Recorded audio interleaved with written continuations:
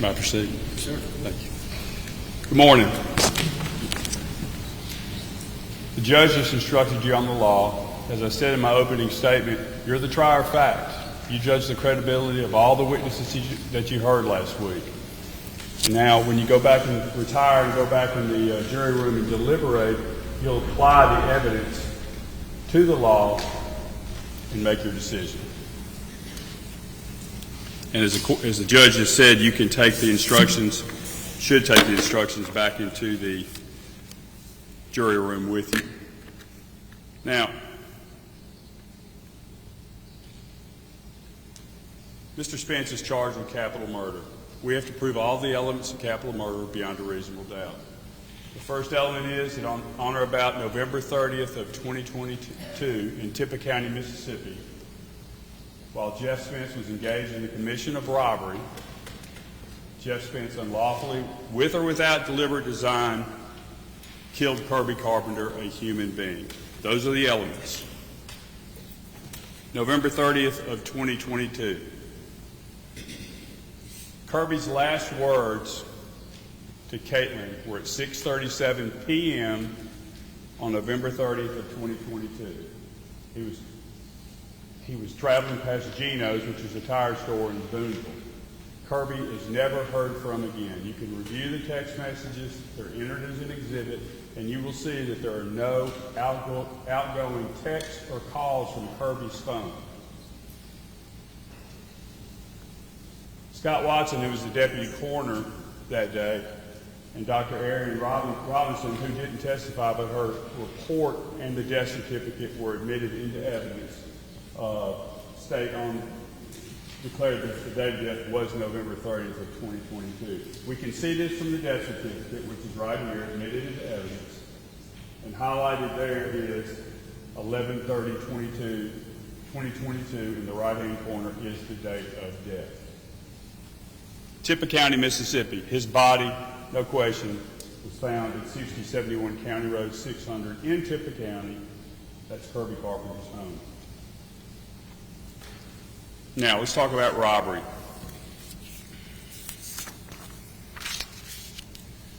Robbery is just what you would think it would be. It's taking someone else's property by violence using a gun, in this case.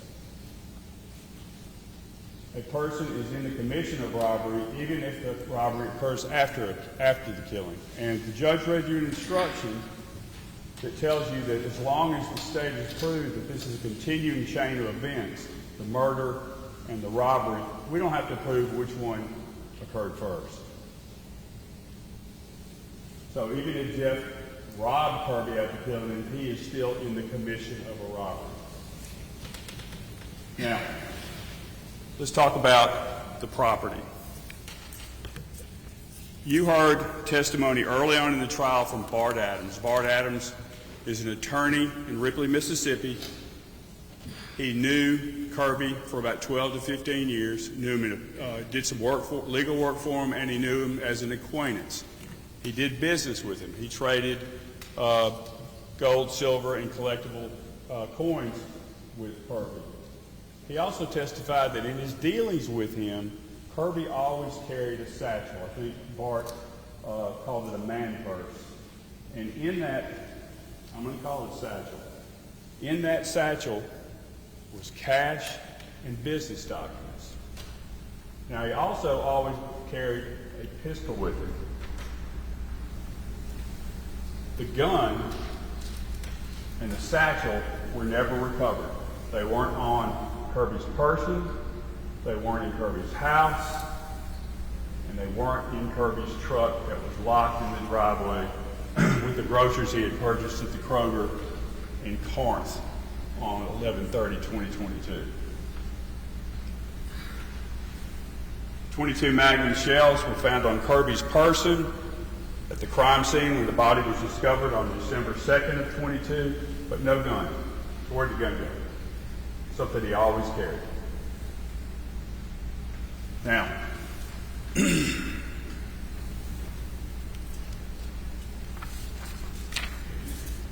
let's talk about the personal property, including the business documents.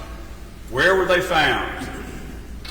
you got to look to the Chilhowie, Virginia branch of the Bank of America. These pictures have been entered into evidence, and the actual evidence you can take back into the jury room and examine. Now you'll see some, what Mr. Hill calls the commercially packaged items that you can buy on Royal Street in New Orleans, but you also see a lot of loose coins. These are all items that were part of Kirby's business. North Mississippi Gold, Silver, and Coin Exchange. Also contained in the Chilhowie branch were miscellaneous papers. I'll have more to say about that in a little bit. Jeff killed Kirby with or without deliberate design. Deliberate design. Now, what is deliberate design? Deliberate design means we don't have to prove that Jeff Spence intended on killing him. He killed him, but we don't have to prove intent. Jeff Spence shot Kirby in the right shoulder and the chest with a shotgun. Kirby's death was caused by a shotgun blast. Where do we get that information? From the death certificate. And the pictures that you saw that were presented in trial that showed the wounds to Kirby Carpenter's neck and chest area, right shoulder.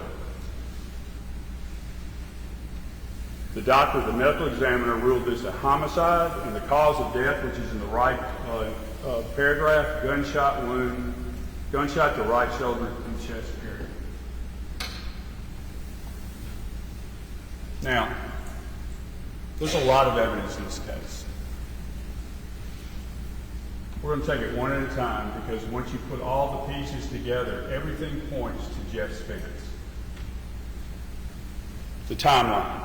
In my opening argument, I suggested to you that the timeline is critical in this case. Kirby's timeline,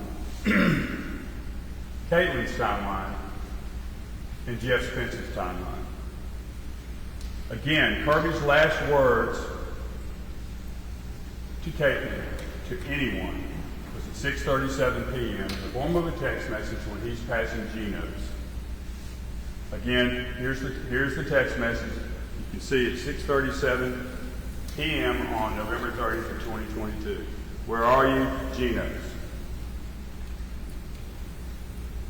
Now, if you recall, Caitlin's testimony was that on the night of, actually on the 29th, Jeff Spence suggested to her that she go out with Bailey Ridge, her friend, on the night of 11/30/2022. That didn't work out because Bailey had her baby, her husband was home, whatever.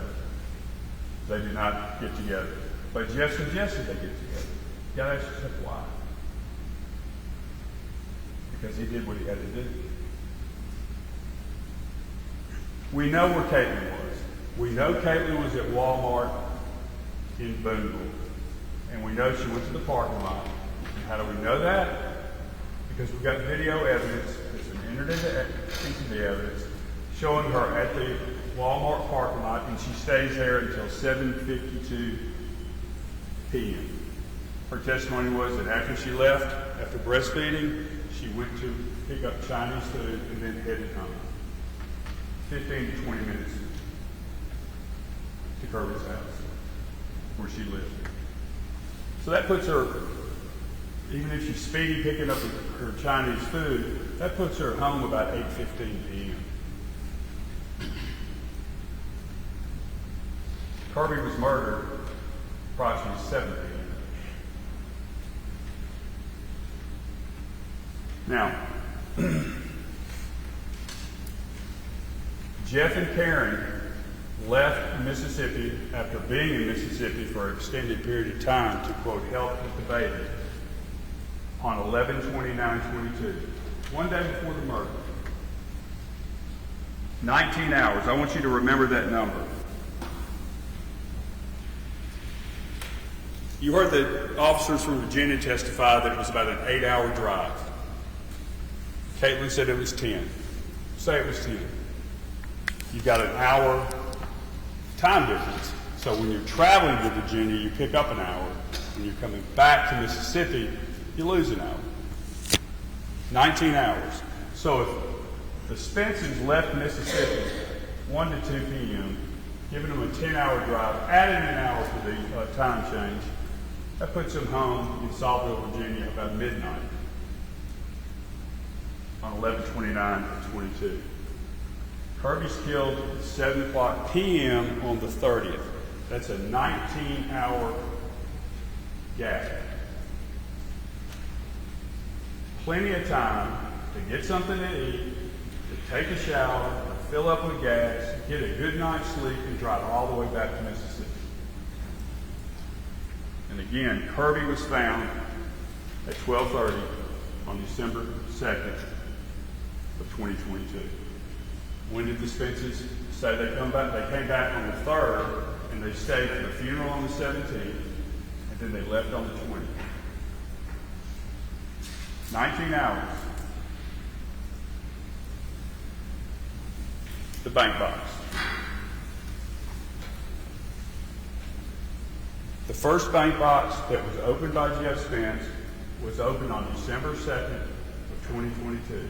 Guess what? The same day Kirby's body was found. There's the safe deposit box lease opened by Jeff Spence, co-owner Karen Spence. But what's significant is the box entry log. When does he enter that box?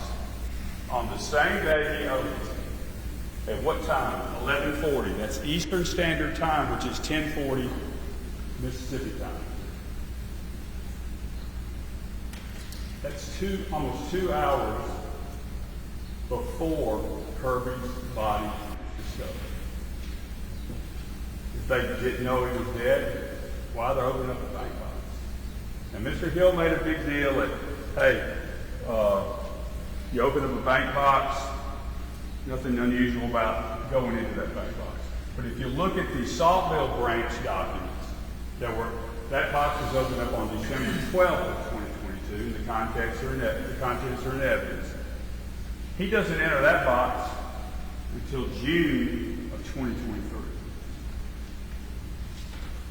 Why does he go into that box? On the day that he opened it, 2 hours before Kirby's body is discovered. Well, on December 4th of 2023, pursuant search warrants obtained by Virginia law enforcement, what do they find in the Chilhowie branch box? Number 11. This. And more importantly, more incriminating, not commercially valuable, is a check to David Barnes.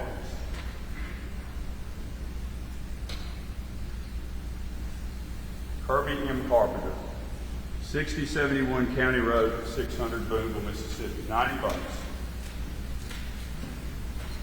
How'd that get there?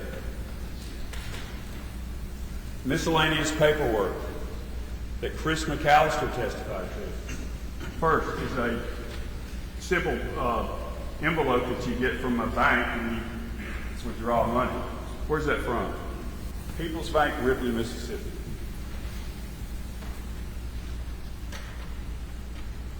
Bands that are used to band money together.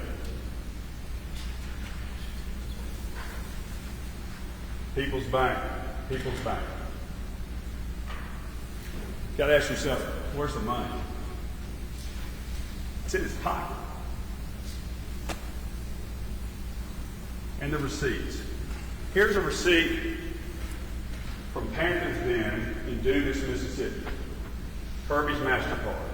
And here are some receipts that Chris McAllister testified that he verified that they were from Kirby Carpenter's account. Now, what do these documents do in that box?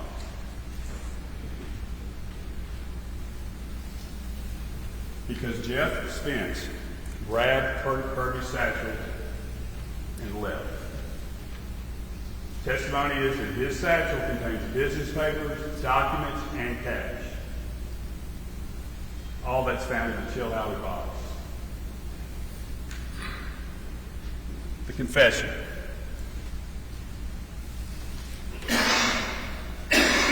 Caitlin Spence testified that in December of 2022, he had gone back to Mississippi on the 30th and delivered a package that he implied were narcotics, pills.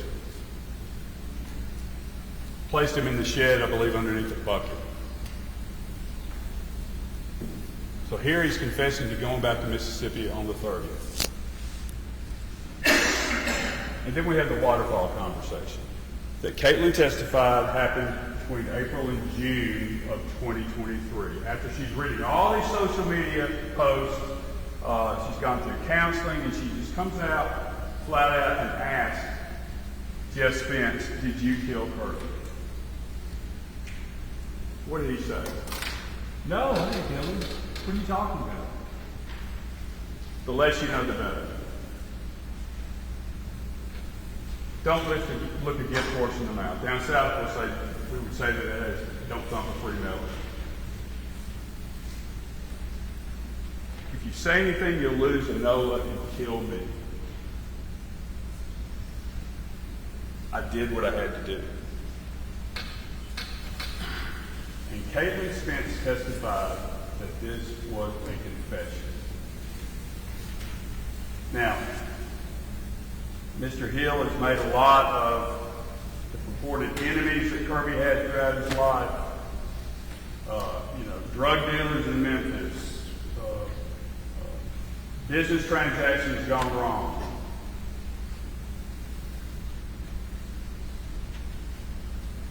Out of all the people, Caitlin could have said, "Hey, look, he was dealing drugs with Joe Blow in Memphis. He killed him." Who did she point her finger at? The guy that confessed to her father, his own daughter.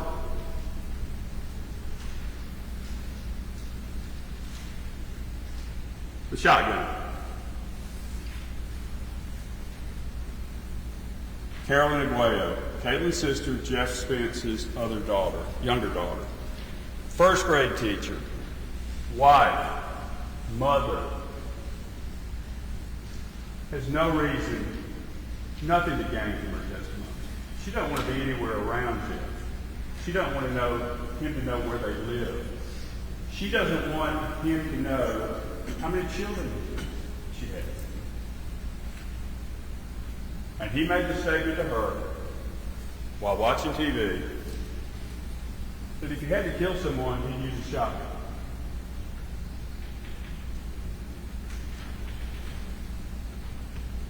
Jeff knew it was easier to get away with using a shotgun because if you only fire one shot, the casing's not going to eject. Chris McAllister testified that it was a single shot from the shotgun.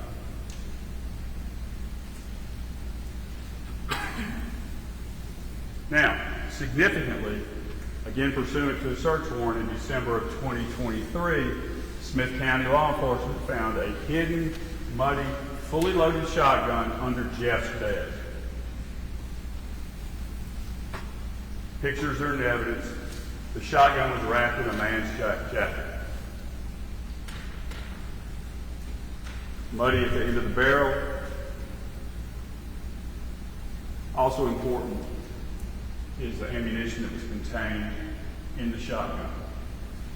He wrapped it 6 times, 6 shells ejected. I submit to you, the testimony was that the red shells are double-aught buckshot. Chris McAllister gave him his opinion as a coroner that Kirby was shot with buckshot.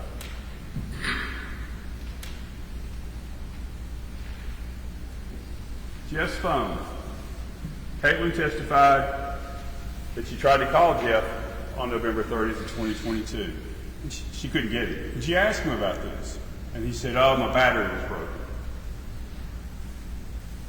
All day?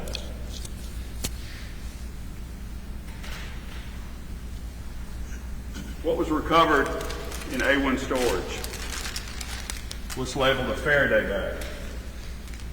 You heard testimony what a Faraday bag is used for. Put your phone in there, nothing's coming in, nothing's going out. Easy way to hide your phone. Carolyn's testimony. What did she say about phones? She said that when Jeff had to cross state lines, he would give his phone to his wife so he couldn't be detected. You see a pattern here?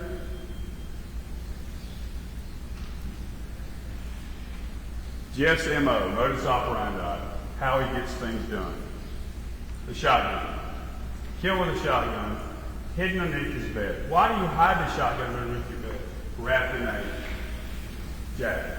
Because you're trying to hide the murder weapon. Again, what the comment he made to Carol, if I was going to kill somebody, I'd kill him with a shotgun. The phone. Carolyn testified, gives the phone to Karen so they couldn't detect him going across state lines. His phone has gone dark the day of 11/30/22. The security cameras. Now you heard Carolyn testify that things had gone south with her parents. They had basically evicted him off their property.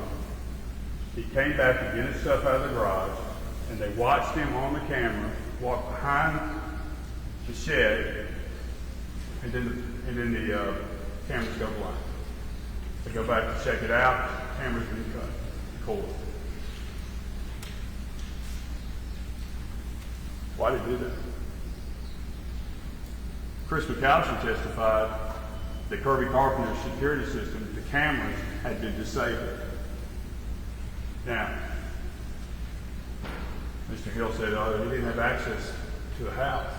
Yes, he did. Caitlin testified that she had told her parents where the spare key was located.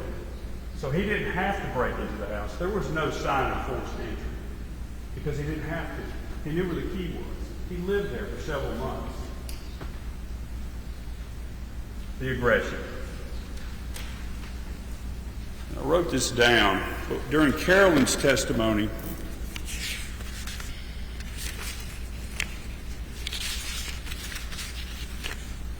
when they met at McDonald's to see if they could straighten things out,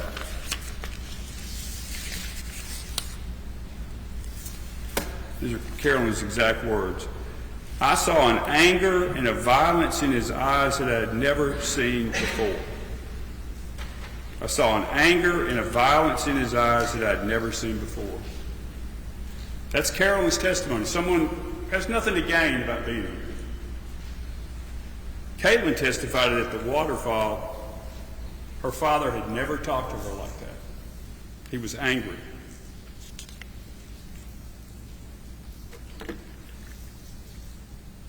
JDC, Jeff doesn't care. A text from November 5th of 2021, about a year before Kirby's murder. Jeff says, you hire the talent. The older I get, the less life in prison is a deterrent. Jeff doesn't care. The older I get, the less life in prison is a deterrent. That's a text in response to Caitlin's question, tired of a job, hey, what other work can I do? And he says, Assassin's Inc. That full text chain is entered into evidence. Kirby's house. Again, Jeff knew about the spare key, knew where it was. Jeff disabled the cameras. Because if he doesn't disable the cameras, all this is for naught. Jeff shot Kirby, dragged and tried to hide his body. Picture of Kirby's house in County Road 600 in Tippah County. Picture of the carport area. Looks like there'd been some kind of scuffle. And I say that because behind that white garbage can were found Kirby's house keys. Mud on Kirby's pants from being drugged. And that's where he ended up. Underneath the curtain, secured by a toolbox from a pickup truck.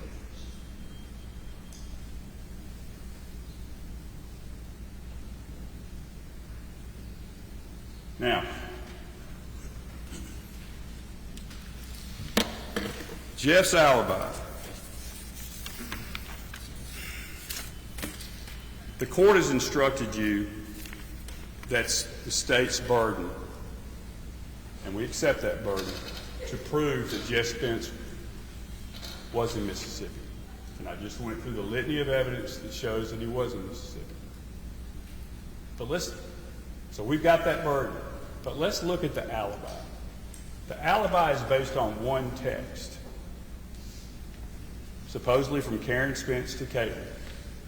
One text. About to cook hamburgers. Dad worked really hard today. The hounds are on the porch. That message. That brings the obvious question. Where was Karen? This is an unverified, unsworn, self-serving text message. Anybody can grab a phone, go into another room saying, hey, I'm having fun in Alaska. Why didn't Karen Spence come into this courtroom, be sworn in by the court reporter, sit down and testify under oath? I sent that text message. I was in Virginia when it was sent, and my husband, Jeff Spence, was with me. Where was she? I don't know where she was, but she wasn't here. Now, if you're accused of capital murder, and you're claiming you were somewhere else, and you see the number of just miscellaneous documents that are in all these bank boxes, it's almost like you hoarded receipts and things. Where are the receipts? Where's the receipt from the gas station where he filled up with gas in Saltville, Virginia on November 30th of 2022? Where's the receipt saying he bought a Coke and some naps? Pardon me.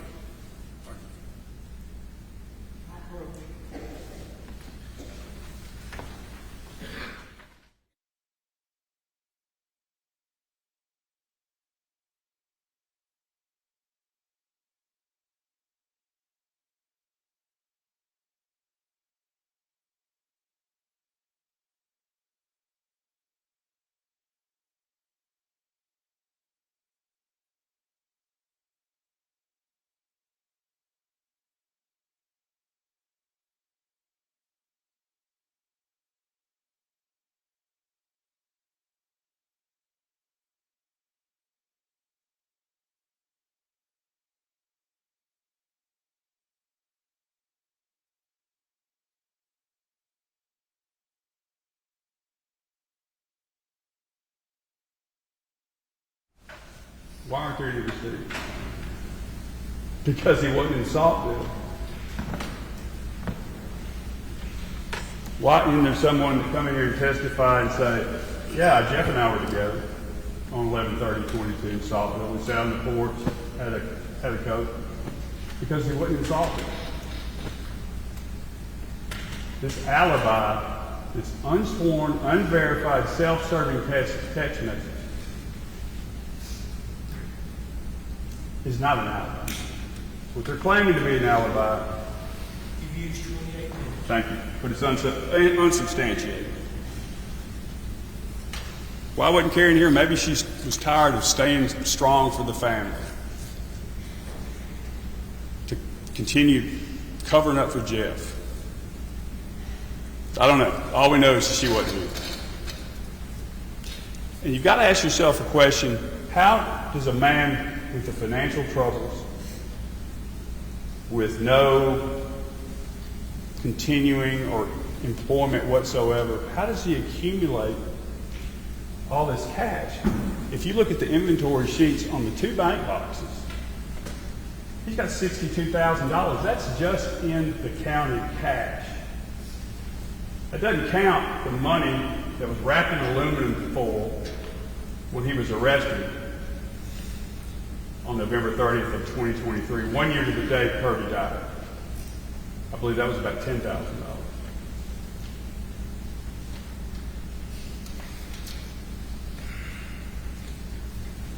He claims that he deals in gold, silver, and valuable coins. Is there any dealer that came in here and said, yeah, I'll trade with you?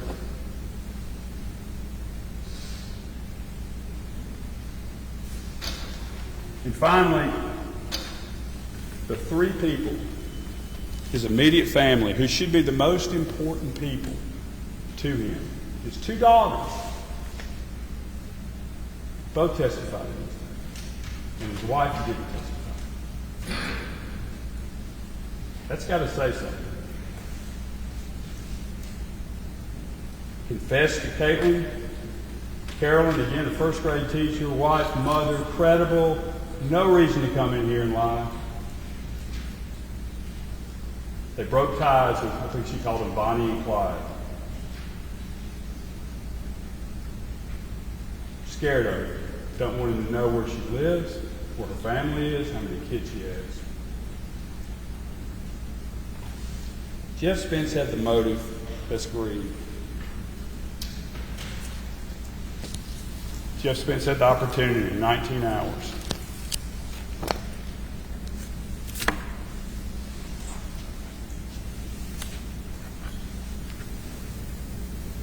Jeff Spence took this man away from Maddie Jane, his mother, his sisters, Casey and Wendy, and most importantly, his two children, Towns and an elder.